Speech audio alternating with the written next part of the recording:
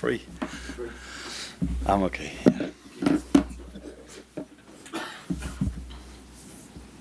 Arne, first of all, what was it like watching the Arsenal Palace game all together the other night? Different, because normally if you watch a game of football, you're either alone or with your family or with friends. Now we watched it all together, and it was a game that had a surprise.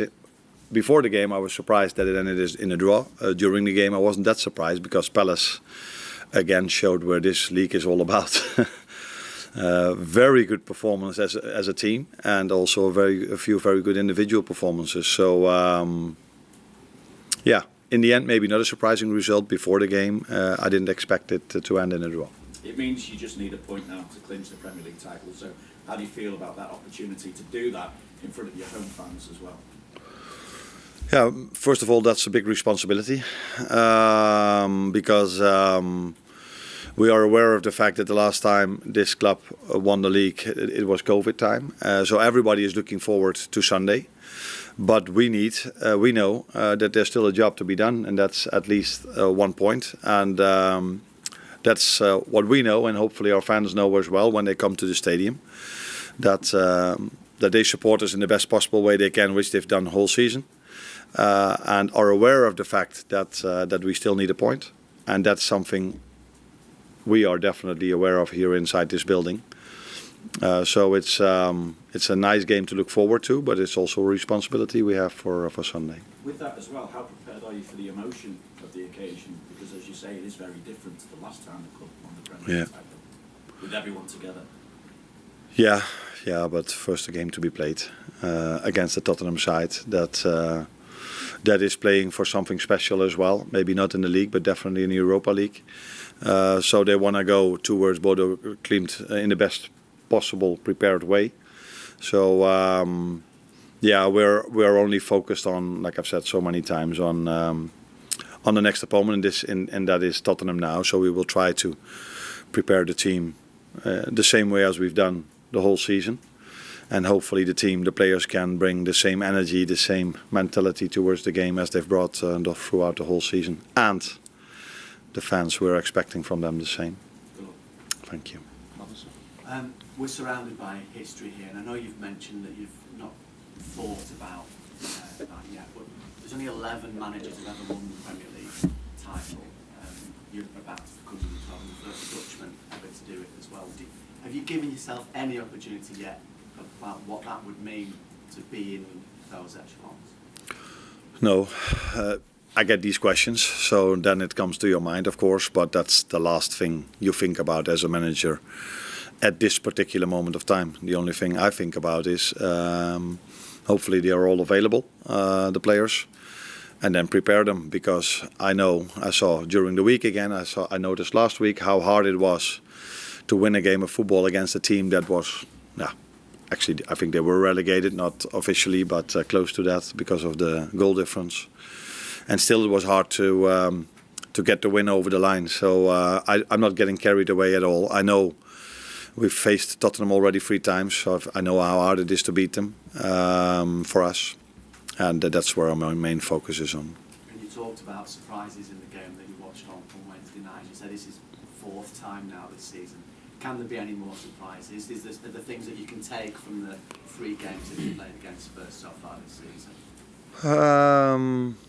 You can always be surprised by a game plan of a manager. But in the end of the season, every team played so many games, and it would be a bit weird to change your complete playing style in the end of a season. But during the season, this can happen a bit more. I think Tottenham knows the way we play, we know the way they play, but you can always adjust some details. But I think the big picture is clear for Ange, Postecoglou, and for me as well, what we can expect. Many people are saying this is more of an achievement what you've done because you inherited this squad. I just wondered what you thought of that, and also when you came in, did you really think this was possible in your first season? Nah, said many times, if you come in, you don't, in the first days you're here, you just, first of all, look around you, how the training ground looks like, and then you start to work with your players. Then you're trying to get your playing style across, which we already knew we wouldn't change that much. But when players come back from holidays, when they've played at the national team, sometimes you need to refresh them a bit, what is expected over here. Then if you walk through this door, if you walk in here or at Anfield, you know the expectations. You know the expectations are that this club has to win trophies.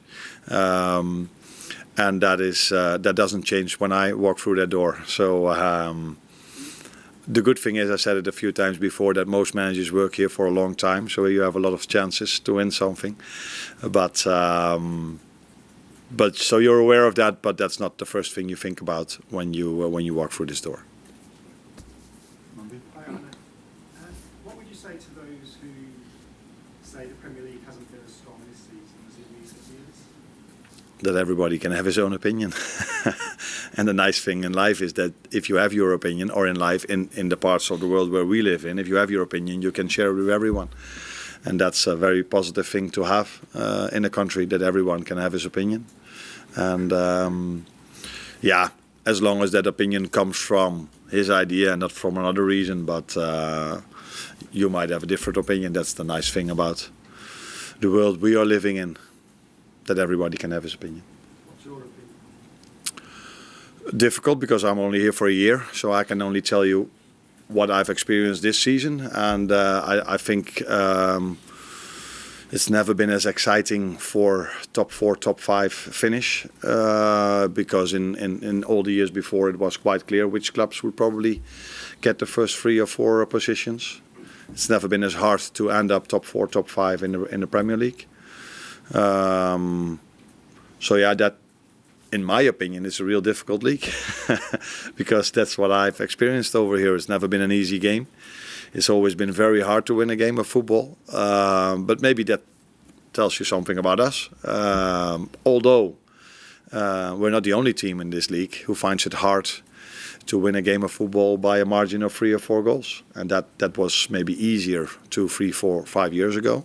So either the teams are not so good anymore, the Liverpools, the Cities and the Arsenals, or we are still very good, but the other teams have the funds to spend just as much, or in some situations even more, than Arsenal, City and Liverpool. Carl? Oh, sorry. Fans are obviously planning a big party on Sunday. I'm wondering if you will be able to enjoy the weekend. I enjoy to go to Anfield every single day, but the moment the referee blows his whistle, and even before that when I do my meetings, it's of course the focus is on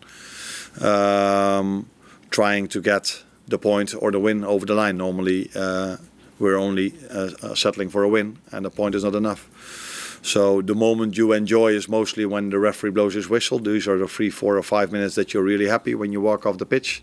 Then you walk into a dressing room where you always see 1 or 2 players that are not as happy as I am because they haven't played. So then already you start to think, oh yeah, okay, this has to be managed again as well. So then I need to go to the media. So it's mostly 3 or 4, 5 minutes that you're really happy. And then normal managerial life starts again. So yeah, enjoying is what you do after the referee has blown his whistle.